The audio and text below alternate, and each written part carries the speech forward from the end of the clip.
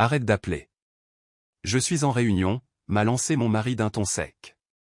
Mais à cet instant précis, je me tenais devant l'hôtel, le regardant entrer avec sa maîtresse. Un peu plus tard, la réceptionniste lui a tendu une enveloppe. Il est rentré précipitamment à la maison, le visage livide. Je ne l'avais pas rappelé. Non pas parce que j'avais peur de ses accès de colère. Julien ne m'avait jamais fait peur. Pas vraiment, mais tout simplement parce que je n'en avais pas besoin. À ce moment-là, debout sous l'auvent les tons polis de l'hôtel Mercure près de la rocade, tout ce que j'avais besoin de savoir s'était déjà déroulé sous mes yeux, avec une lenteur et une précision telle qu'on aurait dit une scène que j'avais répétée sans m'en rendre compte. L'air sentait légèrement les agrumes et le désinfectant, les portes automatiques s'ouvrant et se fermant avec un rythme mesuré derrière moi au gré des allées et venues des clients. Des voyageurs d'affaires, un couple avec des valises, un homme au téléphone parlant un peu trop fort de ses chiffres trimestriels. La vie ordinaire, prévisible, rassurante, à l'exception de ce que je venais de voir. Julien, mon mari depuis 15 ans, était descendu d'un VTC et s'était arrêté juste le temps de réajuster sa veste, jetant un coup d'œil autour de lui, pas vraiment nerveusement, mais avec prudence. Puis elle est apparue de l'autre côté de l'entrée. Plus jeune, pas de manière flagrante, mais suffisamment. Le début de la trentaine, sans doute. Les cheveux bruns, lisses, une allure décidée. Elle n'a pas hésité. Elle a marché droit vers lui, s'approchant au point que leurs épaules se sont frôlées avant même qu'il ne prononce un mot. Et puis, ils sont entrés ensemble. Aucune distance, aucun faux-semblant, aucune réunion. Je me souviens avoir remarqué un détail infime, presque absurde, la façon dont sa main a effleuré le bas de son dos au moment où les portes coulissantes se sont ouvertes. Ce n'était même pas intime au sens dramatique du terme. C'était un geste rodé. Familier, le genre de geste qui ne demande pas la permission. Je suis resté là plus longtemps que je n'aurais dû, mon téléphone toujours à la main, l'écran s'éteignant puis se rallumant, comme s'il attendait que je décide quelle version de la réalité j'étais prête à accepter. Pendant longtemps, je m'étais dit que le mariage, le vrai, pas celui que les gens affichent sur les réseaux sociaux, se construisait sur la patience, sur le travail silencieux qui consiste à comprendre l'autre. Au fil des années, Julien et moi avions bâti quelque chose de solide, pas parfait, mais stable. Nous avions nos routines, nos comptes joints, une maison dans une banlieue résidentielle calme près de Lyon. Des week-ends qui suivaient un schéma si prévisible que je pouvais les planifier des mois à l'avance. Une prévisibilité que j'avais toujours considérée comme une forme de confiance. Or, planté devant cet hôtel, je venais de réaliser autre chose. C'était aussi une forme d'aveuglement. Je suis entré. Le hall était frais, baigné d'une lumière douce, avec ce genre de décoration neutre conçue pour ne choquer personne ni n'impressionner personne. La réception s'étirait le long du mur du fond. Une jeune femme en tailleur bleu marine souriait poliment à un homme qui réglait sa note. Sur ma droite, un espace salon avec des fauteuils bas et une table basse parsemée de magazines. Aucune trace de Julien. Évidemment. Il n'allait pas s'attarder. Je ne me suis pas approché du comptoir tout de suite. J'ai préféré m'asseoir, croiser les jambes et poser mon téléphone face contre la table. Je me suis forcé à respirer lentement, délibérément, car je savais que ma prochaine action aurait bien plus d'impact que n'importe quelle parole prononcée sous le coup de la colère. Il y a des moments où votre vie bascule, non pas dans un grand fracas ou avec un drame, mais avec une clarté silencieuse et irréversible. Sang est éteint. J'ai repensé aux derniers mois, aux soirées tardives, aux dîners clients improvisés, à sa nouvelle manie de poser son téléphone face contre table, toujours à portée de main, à ces petites irritations que j'avais balayées parce qu'elles ne collaient pas avec l'image de lui que j'avais construite au fil des années. Et puis il y avait les finances. Cette partie-là a refait surface plus lentement, comme quelque chose que mon esprit avait cherché à éviter. Quelques semaines plus tôt, j'avais remarqué un prélèvement sur notre carte bancaire commune qui n'avait pas vraiment de sens. Rien d'alarmant, juste inhabituel. Un hôtel de charme en plein centre-ville. Il avait balayé la question avec aisance. Une histoire de réservation de dernière minute à cause d'une réunion qui s'était éternisée. Je n'avais pas cherché plus loin. Désormais, assise dans ce hall, je comprenais avec quelle facilité la confiance pouvait être détournée pour devenir une simple commodité. Je me suis levé et j'ai marché vers la réception. « Bonjour », ai-je dit, en gardant une voix posée. « Je cherche à confirmer une réservation. » Mon mari a dû s'enregistrer un peu plus tôt. La réceptionniste a affiché un sourire professionnel, mais sur la réserve. Je peux tout à fait essayer de vous aider, madame. Avez-vous un nom? Julien Laurent. Elle a tapé sur son clavier pendant un instant, puis s'est figée. C'était là, ce changement subtil. Pas de l'inquiétude, pas de la méfiance, juste de la reconnaissance. Je suis navré, a-t-elle dit prudemment. Je ne peux pas divulguer d'informations sur nos clients sans autorisation formelle. Bien sûr, ai-je hoché la tête, comme si je ne m'attendais à rien d'autre. Je comprends. Et c'était vrai. Ce problème n'allait pas se régler par une confrontation à un comptoir d'hôtel. Il n'allait pas se résoudre en le surprenant dans un couloir ou en faisant un scandale dans un lieu conçu pour l'anonymat. Cela nécessitait autre chose, quelque chose de plus silencieux. Je me suis éloigné du comptoir et je suis retourné dehors. Le soleil de fin d'après-midi avait décliné, projetant de longues ombres sur le parking. Je me suis adossé à ma voiture un instant, laissant la réalité s'installer, non pas comme un choc, mais comme une structure que je devais comprendre avant de pouvoir la démanteler. Car c'était la vérité que je n'avais pas encore totalement admise. Il ne s'agissait pas seulement d'une trahison. Il s'agissait de ce qui allait suivre. Je ne suis pas rentré chez moi tout de suite. À la place, j'ai déverrouillé mon téléphone et j'ai ouvert l'application de notre banque. Compte joint, livret d'épargne, crédit en cours, tout ce que nous avions construit ensemble documenté en rangées ordonnées de chiffres et de transactions. J'ai fait défiler l'écran lentement, et c'était là, à nouveau. Les dépenses d'hôtel n'étaient pas isolées. Elles formaient un schéma.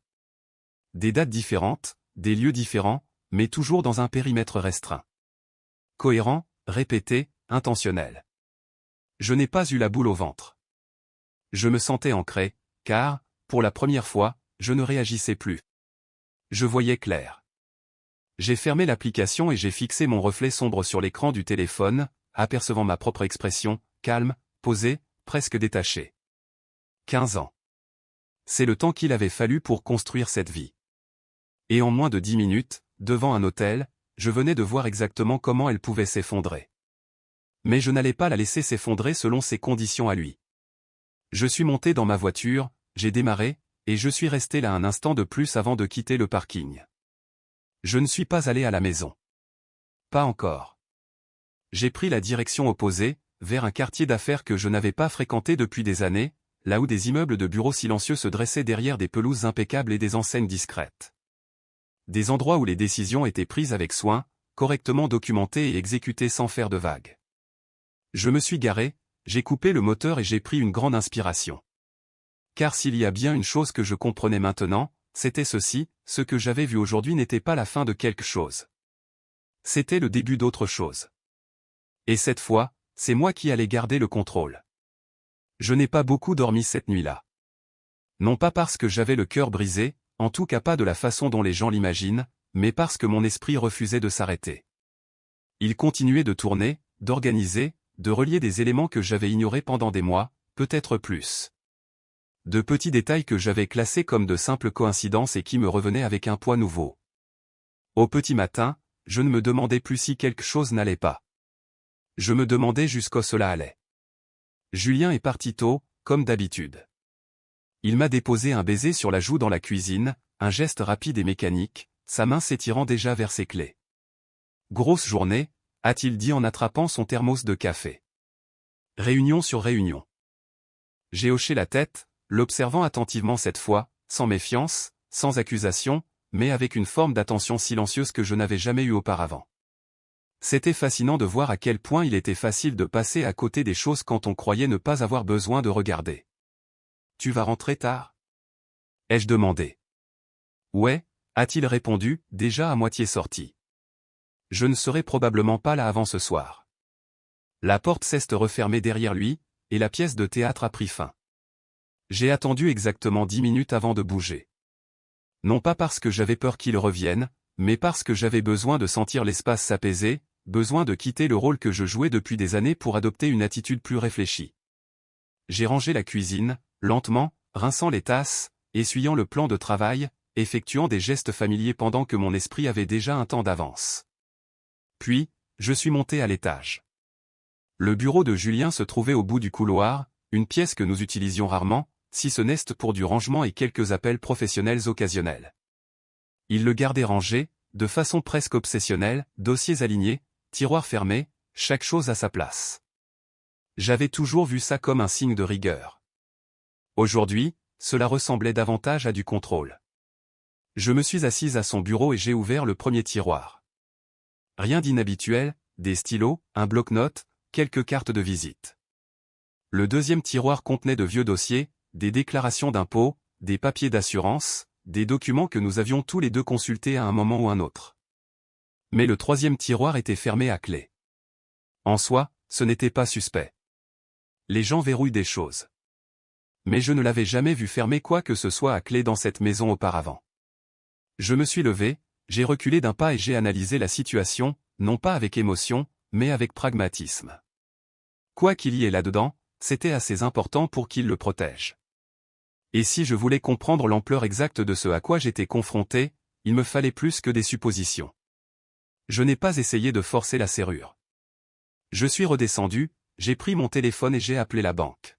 « Bonjour », ai-je dit d'une voix neutre. Je souhaiterais vérifier certaines transactions récentes sur notre compte joint. Le conseiller s'est montré poli et efficace. Nous avons passé les vérifications d'usage et, en quelques minutes, j'ai eu accès à des relevés bien plus détaillés que ceux de l'application. J'ai pris des notes pendant que nous parlions. Date, lieu, montant, récurrence. L'hôtel que j'avais vu la veille n'était pas un incident isolé. Il y avait au moins 6 débits distincts au cours des 3 derniers mois, tous dans des tranches de prix similaires, tous dans des hôtels milieu de gamme situés à une distance raisonnable en voiture. Rien d'extravagant, rien d'imprude, juste assez discret pour ne pas attirer l'attention. Sauf que c'était précisément d'attention dont ils avaient besoin. « Puis-je vous aider pour autre chose » a demandé le conseiller. « Oui » ai-je dit après un silence. « J'aimerais que vous m'envoyiez la copie de ces relevés par email. »« Bien sûr. » J'ai raccroché et je suis resté assise un instant, fixant les chiffres que j'avais griffonnés. Ils n'étaient pas désastreux d'un point de vue financier, mais ils racontaient une histoire parallèle à la vie que je croyais mener. Et puis, il y avait autre chose, un virement. 2 semaines plus tôt, une somme importante avait été transférée de notre épargne commune vers un compte que je n'ai pas reconnu immédiatement. Pas assez énorme pour déclencher une alerte, mais assez conséquente pour compter. « Julien » ai-je murmuré dans la pièce vide, testant son prénom comme s'il appartenait à un inconnu. J'ai ouvert mon ordinateur portable et je me suis connecté à notre portail bancaire partagé. Le virement était bien là, exactement comme le conseiller l'avait décrit. Le destinataire, un compte distinct à son nom, un compte individuel. Il l'avait ouvert récemment. Cela changeait tout, car il ne s'agissait plus seulement de cachotterie. Il s'agissait de préméditation. Je me suis adossé à ma chaise, laissant les pièces du puzzle s'assembler. Les hôtels, les soirées tardives, le compte séparé. Pris un par un, chaque élément pouvait à la rigueur s'expliquer, mais mis bout à bout, il formait tout autre chose. Une intention. Et l'intention, contrairement à l'émotion, laisse des traces. J'ai fermé l'ordinateur et je suis resté là un long moment, réfléchissant à ma prochaine action. Il existait une version de cette histoire où je le confrontais immédiatement, où je jetais les preuves sur la table, exigeais des explications et faisais éclater la vérité au grand jour. Mais cette version reposait sur son honnêteté, et je n'y croyais plus. Non, si je devais le faire, il fallait le faire différemment. Avec méthode. J'ai repris mon téléphone et j'ai cherché un numéro que je n'avais pas composé depuis des années. « Sophie » ai-je dit lorsqu'elle a décroché. « Claire ?» Sa voix traduisait une pointe de surprise. « Ça fait un bail. »« C'est vrai » ai-je acquiescé. « Tu es toujours au cabinet. »« Bien sûr » a-t-elle répondu. « Pourquoi ?» J'ai hésité juste le temps de choisir mes mots. « J'ai besoin de connaître mes options » ai-je dit. Sur le plan légal. Il y a eu un bref silence au bout du fil, pas gênant, mais éloquent. « Passe me voir cet après-midi » a-t-elle fini par dire. « On va en discuter. » Le cabinet était exactement comme dans mes souvenirs, calme, sobre, d'une efficacité redoutable. Les cabinets d'avocats, surtout les meilleurs, ont rarement besoin de vous en mettre plein la vue. Leur valeur réside dans ce qu'ils savent et la façon dont ils s'en servent. Sophie m'a accueilli en personne, m'introduisant dans son bureau avec un professionnalisme qui s'est légèrement adouci une fois la porte fermée. « Bon » a-t-elle dit en s'asseyant face à moi. « Dis-moi ce qui se passe. » C'est ce que j'ai fait. Pas tout, pas le poids émotionnel de la situation, mais les faits, l'hôtel, les transactions, le compte séparé, le stratagème. Elle a écouté sans m'interrompre, l'expression concentrée, analytique. Quand j'ai terminé, elle s'est très légèrement adossée. Tu as des preuves, a-t-elle demandé. Quelques-unes, ai-je répondu. Pas toutes. Ce n'est pas grave, a-t-elle répliqué. Tu n'as pas encore besoin de tout. Tu as besoin d'assez. Assez pourquoi? Pour garder le contrôle, a-t-elle dit simplement. Le mot a plané entre nous. Voilà ce qui est important, a-t-elle poursuivi. Tu es confronté à deux problèmes, l'infidélité et les mouvements financiers. Le premier est émotionnel. Le second est juridique. Et dans ce genre de situation, c'est le second qui détermine l'issue de l'affaire. J'ai hoché la tête. Qu'est-ce ce que je dois faire, ai-je demandé. Tu ne le confrontes pas, a-t-elle dit immédiatement. Pas encore. Tu rassembles. Tu documentes. Tu dois comprendre exactement à quoi tu as affaire avant de faire le moindre mouvement. Et pour le compte, ai-je interrogé. On va fouiller de ce côté-là, a-t-elle affirmé. Si des fonds ont été détournés de manière abusive, cela devient crucial. Très crucial. J'ai expiré lentement. Pour la première fois depuis que j'étais devant cet hôtel, j'ai senti que quelque chose basculait.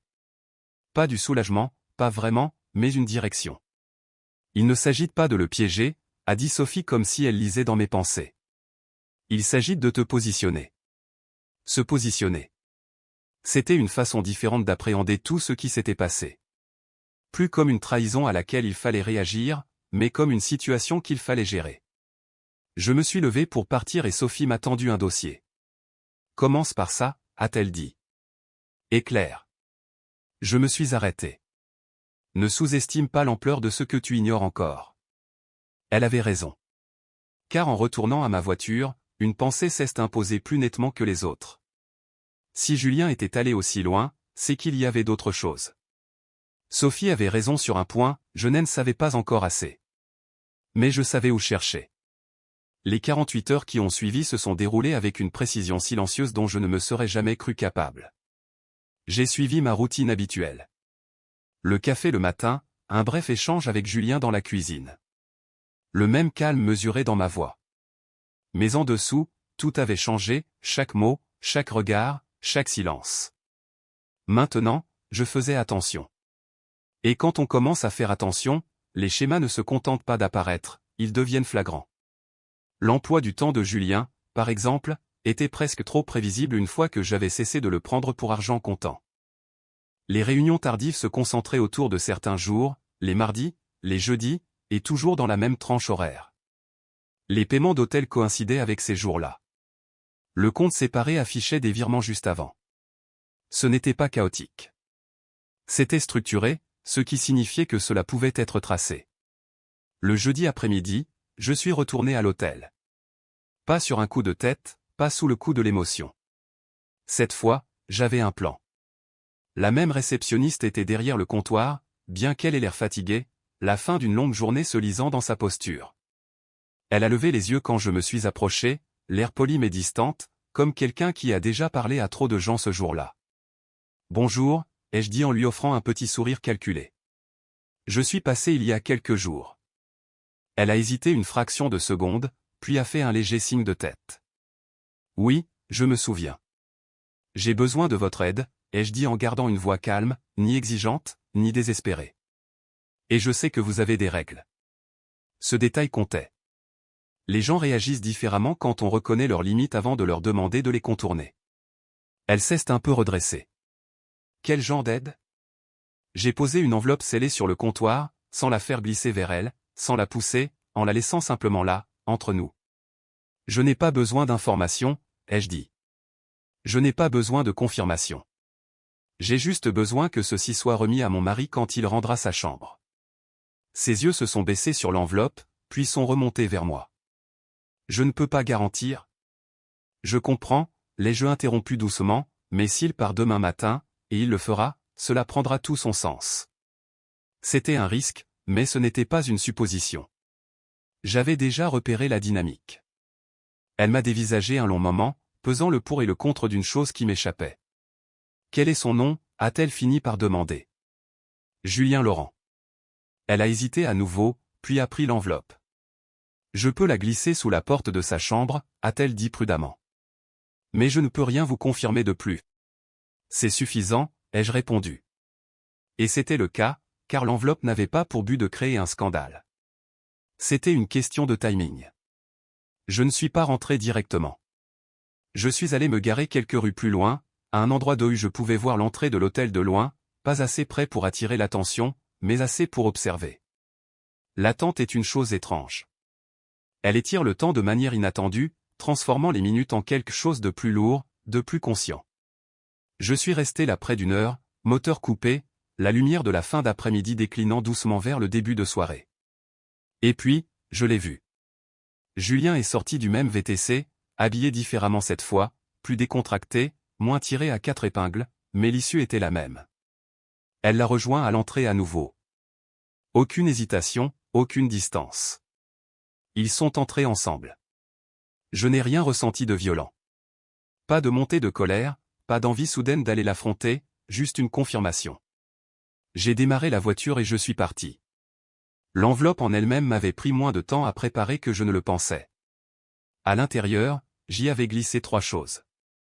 Premièrement, des copies des relevés bancaires, surlignés, organisés, impossibles à mal interpréter, les frais d'hôtel, les virements, le compte séparé. Deuxièmement, un récapitulatif imprimé de ma consultation avec le cabinet de Sophie. Pas une procédure officielle, pas encore, mais de quoi clarifier un point, ce n'était plus une affaire privée. Et troisièmement, une simple feuille de papier. Pas de paragraphe, pas d'accusation. Juste une phrase. Je sais tout, et j'ai fini de te couvrir. Je n'avais pas signé. Ce n'était pas nécessaire. Le lendemain matin, je me suis réveillé avant Julien. Je me suis déplacé silencieusement dans la maison, préparant le café, laissant la routine reprendre sa place. Quand il est descendu, il était exactement le même que d'habitude, calme, maître de lui, ignorant tout. « Bonjour », a-t-il dit en se versant une tasse. « Bonjour », ai-je répondu. Aucune tension. Aucun signe que quoi que ce soit ait changé, car pour lui, ce n'était pas le cas. Pas encore. Il est parti vers 8 heures, comme il le faisait toujours, clé à la main, un signe de tête rapide, la porte se refermant derrière lui avec un son familier et banal. J'ai attendu 5 minutes. Puis, j'ai pris mon téléphone. L'appel est arrivé plus vite que prévu. Il était un peu plus de 9 heures. Le nom de Julien est apparu sur l'écran. J'ai laissé sonner 1 fois, 2 fois, 3 fois. Puis j'ai décroché. « Allô » ai-je dit d'une voix stable. Il y a eu un blanc à l'autre bout du fil, assez long pour que j'entende sa respiration, irrégulière, pas tout à fait maîtrisée. « Claire » a-t-il dit. Juste mon prénom, rien d'autre. Je n'ai pas répondu tout de suite. « C'est quoi ça » a-t-il fini par demander. C'était là, ni de la colère, ni du déni, de l'incompréhension. « Relis l'enveloppe » ai-je dit doucement. Un autre silence. « Je ne comprends pas » a-t-il balbutié. Et pour la première fois depuis que tout cela avait commencé, j'ai failli sourire. Parce que c'était bien ça la vérité, n'est-ce pas? Il ne comprenait pas. Pas encore. Tu comprendras, ai-je répondu. Puis, j'ai raccroché. Il est rentré à la maison moins de 20 minutes plus tard, plus vite que je ne l'avais imaginé. La porte d'entrée s'est ouverte brusquement, pas violemment, mais avec précipitation. Ses pas étaient rapides, saccadés, traversant la maison avec une tension que je ne lui avais jamais connue. Je suis resté dans la cuisine. Quand il est apparu dans l'encadrement de la porte, il tenait toujours l'enveloppe à la main, légèrement froissée maintenant, les bords cornés, et son visage. Ce n'était pas de la colère. Ce n'était même pas de la peur. C'était quelque chose qui ressemblait à une prise de conscience. « Tu as fouillé dans mes comptes » a-t-il demandé. Pas « tu l'as vu » ni « qu'est-ce que c'est que cette histoire ?» C'était sa toute première question. J'ai très légèrement incliné la tête.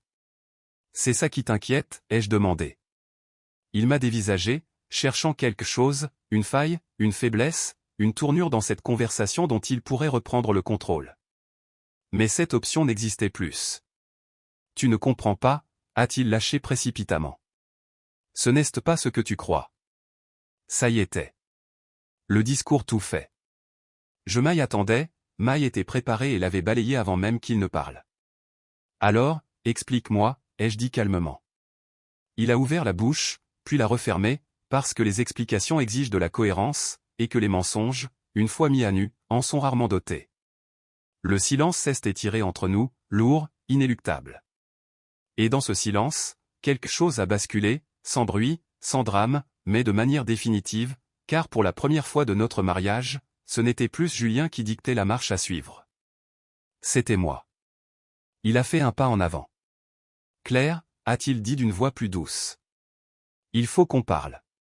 J'ai hoché légèrement la tête. Oui, ai-je dit. Il le faut. Et cette fois, j'étais prête. Nous sommes restés là un long moment, face à face dans la cuisine. Deux personnes qui avaient partagé 15 ans de vie, désormais séparées par quelque chose qu'aucun de nous ne pouvait plus ignorer. Julien a été le premier à bouger. Il a posé l'enveloppe sur le plan de travail, la lissant instinctivement, comme si lui redonner sa forme allait lui redonner le contrôle. Claire, a-t-il répété, plus lentement, en choisissant son ton avec soin. Tu tires des conclusions hâtives. J'ai failli rire. Non pas parce que c'était drôle, mais parce que c'était prévisible. Je ne tire aucune conclusion, ai-je répliqué. J'ai suivi une piste, et elle m'a mené exactement là où elle devait me mener. Il a expiré bruyamment en passant une main dans ses cheveux. Ce n'est pas ce que tu t'imagines. Alors dis-moi ce que c'est, ai-je dit, imperturbable. Une autre pause. Un autre calcul. Parce qu'il devait maintenant décider quelle version de la vérité il pouvait se permettre d'avouer. C'est compliqué, a-t-il fini par dire. Non, ai-je répondu en le regardant droit dans les yeux. Ça ne l'est pas, c'est à cet instant précis qu'il a semblé déstabilisé, non pas parce que je savais, mais par ma façon de réagir. Il n'y avait aucune colère à désamorcer, aucune crise émotionnelle à gérer, juste de la lucidité. Et la lucidité laisse très peu de place pour se cacher. Tu as épluché mes comptes, a-t-il répété, revenant au point qui lui importait le plus. J'ai examiné nos finances, ai-je corrigé. Celles qui portent mon nom. Cet argent est toujours à nous, a-t-il dit rapidement. Pour l'instant, ai-je tranché. Les mots ont frappé plus fort que je ne l'aurais voulu, mais je ne les ai pas retirés. Il m'a fixé, essayant d'évaluer jusqu'où cette affaire était allée, quelle part de la situation pouvait encore être sauvée. Claire, on peut arranger ça, a-t-il affirmé, la voix s'adoucissant pour retrouver des accents presque familiers. On a traversé pire que ça. J'ai réfléchi à ces paroles. Les années que nous avions construites ensemble, les petites disputes, les réconciliations, la compréhension tacite qui naît des relations de longue date. Il y avait eu des épreuves, oui, mais elles s'étaient toujours inscrites dans la même structure. Là, c'était différent. Ce n'est pas quelque chose qui s'est cassé, ai-je rétorqué. C'est quelque chose que tu as orchestré. Il a tressailli. À peine.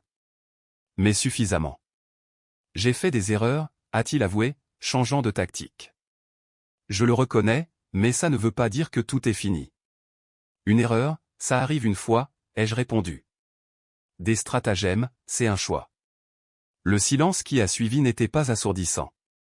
Il était sans appel. Nous sommes passés dans le salon, non pas pour faciliter la discussion, mais pour nous donner de l'espace, une distance physique à la hauteur de celle qui s'était creusée entre nous. Julien s'est assis le premier, penché en avant, les coudes sur les genoux. Bon, a-t-il dit comme pour relancer l'échange sur de nouvelles bases. Parlons-en de manière rationnelle. Je suis resté debout un instant, puis j'ai pris place face à lui. Vas-y, ai-je dit. Il a hoché la tête, l'air soulagé qu'on lui donne la parole. Le compte, tu fais passer ça pour pire que ça ne l'est. J'avais besoin de flexibilité pour certains placements, et c'était plus simple de séparer certains fonds. Sans même parler, ai-je précisé. Ce n'était pas intentionnel, a-t-il rétorqué d'un coup. C'est juste que, les choses sont allées plus vite que prévu. Je l'ai observé attentivement. Les phrases étaient construites, mais pas la logique. Et les hôtels, ai-je demandé. Il a hésité plus longtemps cette fois. Ça. Il a commencé, puis s'est arrêté. C'est à part. Vraiment? Encore un silence. Je n'avais rien planifié de tout ça, a-t-il fini par dire, la voix plus basse. C'est arrivé, c'est tout. Voilà. La version de l'histoire qui transforme des actes délibérés en de simples accidents. Je ne te crois pas, ai-je déclaré. Cette phrase n'a pas été prononcée fort. Elle n'en avait pas besoin, car la confiance, une fois perdue, ne revient pas facilement. Il s'est calé au fond du canapé en soufflant lentement, les épaules légèrement tombantes, comme si quelque chose en lui était passé de la résistance à l'évaluation des dégâts. « Qu'est ce que tu veux » a-t-il demandé. C'était une question différente, très pragmatique. Et pour la première fois, nous tenions la même conversation. Je veux que les choses soient claires, ai-je répondu. Et je veux avoir mon mot à dire sur ce qui va se passer ensuite. Tu lasses, a-t-il assuré. On va trouver une solution. Non, ai-je dit en secouant doucement la tête. C'est impossible. Il m'a regardé, ni en colère, ni sur la défensive, juste perplexe. J'ai consulté une avocate hier, ai-je continué. Cela a tout changé. L'atmosphère de la pièce s'est transformée instantanément. Pas avec éclat, mais de manière irrévocable. Toutes les hypothèses sur lesquelles il s'était reposé, la réconciliation, la négociation, le contrôle, tout cela venait de voler en éclats. Tu as fait quoi, a-t-il lâché. J'ai pris des renseignements, ai-je répondu. C'est tout. Ses traits se sont durcis. Claire, ce n'est pas nécessaire. On n'a pas besoin de mêler. C'est déjà fait, l'ai-je coupé. Un nouveau silence, encore plus pesant. Tu es sérieuse, a-t-il demandé. Oui. La simplicité de la réponse ne laissait aucune place à l'interprétation. Les jours suivants se sont écoulés de manière à la fois surréaliste et d'une logique implacable. Julien évoluait dans la maison avec prudence, comme si chaque pas pouvait déclencher quelque chose d'imprévisible. Ses appels téléphoniques se faisaient discrets. Son téléphone ne traînait plus jamais seul. L'aisance familière qui caractérisait autrefois nos échanges avait laissé place à quelque chose de beaucoup plus mesuré, de méfiant. Il tentait par moments de faire comme si de rien n'était. De petites conversations, des questions banales, l'illusion d'une continuité. Je répondais quand c'était nécessaire, mais je n'entrais pas dans son jeu, car s'investir implique un avenir commun, et ce n'était plus à l'ordre du jour. Une semaine plus tard, nous avions rendez-vous avec Sophie. Julien est arrivé tendu, mais maître de lui, adoptant une posture beaucoup plus formelle dès notre entrée dans le cabinet. C'était son monde, les contrats, les négociations, les discussions cadrées. Il pensait en maîtriser les codes, du moins, il le croyait. Sophie s'est montrée professionnelle, directe, et surtout, imperturbable. Elle a exposé les faits avec clarté, les relevés bancaires, les virements, les engagements liés à notre patrimoine commun. Aucune exagération, aucun sentimentalisme, juste les faits. Julien a écouté, le visage se crispant imperceptiblement à chaque point soulevé. Quand elle a eu terminé, il s'est adossé à sa chaise en poussant un long soupir. C'est inutile, a-t-il déclaré. Nous pouvons régler ça à l'amiable, en privé. Sophie ne lui a pas répondu tout de suite. Elle m'a jeté un coup d'œil, puis s'est tournée vers lui. Tout dépend, a-t-elle répliqué calmement, de ce que vous entendez par régler. Il a hésité, car pour la première fois, la situation n'avait plus rien d'abstrait. Elle avait un cadre légal. Et des conséquences. Vous compliquez les choses pour rien, a-t-il fini par lâcher, d'un ton maîtrisé. Non, a répondu Sophie. Nous les clarifions. Le basculement était total. Pas en un éclair, pas lors d'une violente dispute, mais à travers une série de décisions posées qui avaient méthodiquement détruit toute illusion de pouvoir partagé. Julien avait fait ses choix. Maintenant, il devait les assumer, non pas face à de la colère ou à une vengeance digne d'un film, mais face à quelque chose de bien plus redoutable, la responsabilisation. En quittant le cabinet, il s'est tourné vers moi sur le parking. Ce n'est pas ce que tu veux, a-t-il affirmé. Je l'ai regardé un long moment avant de lui répondre. Si, ai-je murmuré. C'est exactement ça. Car en fin de compte, il n'était pas question de détruire sa vie. Il s'agissait de reprendre la mienne. La maison a pris une autre résonance une fois la procédure lancée. Pas plus silencieuse, mais plus limpide. Chaque pièce a retrouvé ses volumes sans le bruit de fond des certitudes, sans ces petites concessions automatiques que je faisais pour m'adapter aux habitudes d'un autre. Les matins étaient devenus plus simples. Je me préparais une seule tasse de café. Une seule lumière allumée, Une seule porte déverrouillée. Ce n'était pas de la solitude. C'était de l'ordre. Julien a déménagé 2 semaines après le rendez-vous avec Sophie. Il n'y a pas eu de scène, pas de cris. Nous avons organisé ça comme le reste, des créneaux horaires, des listes, des signatures. Il a pris ce dont il avait besoin. J'ai gardé ce qui m'appartenait. Nous nous sommes tenus dans ces mêmes pièces où nous nous étions autrefois disputés sur le choix de la peinture et la disposition des meubles, discutant désormais du partage des biens sur un ton presque courtois. La politesse distante a ce don de remplacer l'intimité quand celle-ci devient impossible. Je repasserai prendre le reste le week-end prochain, a-t-il dit sur le pas de la porte, d'une voix neutre, comme s'il s'adressait à un collègue de bureau. Pas de problème, ai-je répondu. Il s'est attardé une seconde, regardant par-dessus mon épaule à l'intérieur de la maison, comme s'il cherchait quelque chose qu'il avait égaré, ou quelque chose qu'il n'avait jamais vraiment su voir. Claire, a-t-il dit, on n'est pas obligé de tout boucler aussi vite. Je l'ai regardé droit dans les yeux, sans aucune animosité. On ne précipite rien, lui ai-je dit. On met les choses au clair. Il a hoché lentement la tête, accusant le coup, puis il est parti. La porte s'est refermée derrière lui et, pour la première fois depuis des années, le silence qui a suivi n'était pas dans l'attente de quoi que ce soit. Il était là, tout simplement. La procédure judiciaire a suivi son cours à un rythme régulier. Les documents ont été déposés, les déclarations échangées, les chiffres passés au peigne fin encore et encore. Sophie s'assurait que tout soit structuré, efficace, dépourvu de passion. C'était essentiel, car l'émotion vient toujours troubler la lucidité. Le bilan financier, une fois étalé noir sur blanc, s'est révélé être exactement ce à quoi je m'attendais, et très légèrement pire que ce que j'avais espéré. Le compte personnel de Julien s'était garni plus vite que je ne le pensais, alimenté par des virements qui, s'ils n'étaient pas illégaux, étaient indéniablement stratégiques. Il y avait eu des cadeaux, des frais de déplacement, des retraits modestes mais réguliers qui finissaient par représenter une coquette somme. Rien de ruineux, mais c'était prémédité. Julien n'a rien nié une fois que le dossier a été complet. Le déni ne survit que s'il y a du doute, et il n'y en avait plus l'ombre d'un. Je ne cherchais pas à te cacher quoi que ce soit, a-t-il déclaré lors d'une de nos dernières réunions, d'un ton plus feutré, moins sur la défensive. Je l'ai observé un instant avant de répondre. Tu voulais juste que je ne le voie pas, lui ai-je dit. Il n'a rien ajouté, car la nuance ne jouait pas en sa faveur. Je l'ai revu une dernière fois. Pas tout à fait par hasard. C'était en fin d'après-midi, dans un supermarché près de mon travail, un de ces immenses magasins baignés de néon où tout le monde avance à la hâte, concentré sur sa liste de courses et son train-train. J'étais au rayon fruits et légumes quand je l'ai remarqué au bout de l'allée, en train de regarder les salades en sachet. Elle était pareille à mes souvenirs, soignée, décidée, ignorante de ma présence. Pendant une fraction de seconde, j'ai pensé à faire demi-tour. Cet échange ne m'apporterait rien, aucune information qui me manquait, aucun dénouement susceptible de changer ce qui était déjà en marche. Et puis, elle a légèrement tourné la tête, et nos regards se sont croisés. Elle ne m'a pas reconnu tout de suite.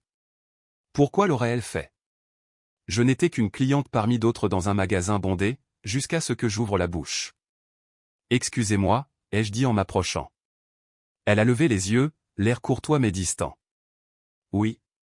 Vous étiez au Mercure près de la Rocade, ai-je continué d'une voix impassible. Jeudi dernier.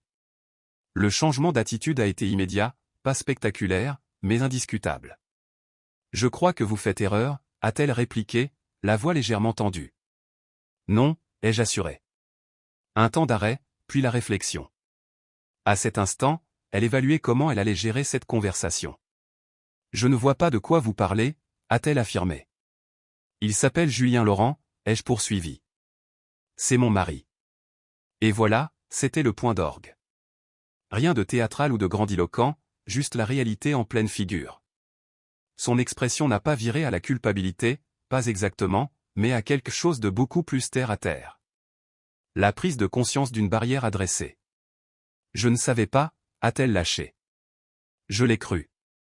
Pas à 100%, mais suffisamment. Ça ne change rien, lui ai-je répondu. Non, a-t-elle admis doucement. Ça ne change rien. Nous sommes restés plantés là un instant, entourés par la vie ordinaire, les chariots de course, les annonces au micro, le bourdonnement des réfrigérateurs, deux femmes brièvement liées par une situation qu'aucune de nous n'avait créée seule. Je suis désolé, a-t-elle fini par dire. J'ai acquiescé. Prenez soin de vous, lui ai-je répondu, et j'ai tourné les talons. Car tourner la page ne passe pas toujours par un affrontement. Parfois, cela passe par la réalisation que l'autre personne n'a jamais été l'élément central de l'histoire. Le divorce a été prononcé 3 mois plus tard. Il n'y a eu aucun coup de théâtre, aucun revirement de dernière minute. Tout s'est déroulé exactement comme prévu. Les biens ont été partagés, les comptes soldés, les obligations de chacun réparties. C'était juste. Pas parfait, mais équitable. Julien a tenté de me contacter une fois que tout a été terminé. Un message. Court. Je n'ai jamais voulu que ça se termine comme ça. Je l'ai lu. Puis j'ai posé mon téléphone, car l'intention n'efface pas les actes, et la compréhension ne restaure pas la confiance. La vie n'a pas été bouleversée du jour au lendemain. Il n'y a pas eu de métamorphose spectaculaire, pas de grande révélation sur mon avenir. À la place, ce fut plus discret, un retour progressif à moi-même, à des décisions prises sans avoir à négocier, à des journées qui se déroulaient sans que j'aie besoin de décrypter le comportement de quelqu'un d'autre. J'ai repeint le salon, non pas par besoin de changement, mais parce que j'en avais envie. Je me suis mise à faire des marches le matin, une chose que j'avais toujours repoussée à plus tard. J'ai revu des amis que je n'avais pas croisés depuis des années, reprenant nos conversations là où nous les avions laissées, comme si le temps avait simplement été mis sur pause. Et peu à peu, presque sans m'en rendre compte, le fardeau de ce qui s'était passé a commencé à s'alléger. Il n'a pas disparu, je ne l'ai pas oublié, mais il s'est fondu dans autre chose. Une question de recul. Les gens parlent de la vengeance comme si elle devait être bruyante, comme si elle exigeait la confrontation, la destruction, un acte visible pour prouver qu'on a raison. Mais ce que j'ai découvert est tout autre. La vraie vengeance, celle qui dure, est silencieuse. C'est le moment où vous cessez de couvrir quelqu'un qui est prêt à vous laisser porter le fardeau toute seule. C'est la décision d'aller de l'avant sans avoir besoin qu'il comprenne ce qu'il a perdu. Et par-dessus tout, c'est le choix de ne pas devenir la personne qui vous a blessé. Je n'ai pas détruit la vie de Julien. Je n'en avais pas besoin. Il a fait ses propres choix, et j'ai fait les miens. La seule différence, c'est que j'ai choisi de regarder la vérité en face. Et une fois que vous l'avez vue, vous ne pouvez plus faire marche arrière.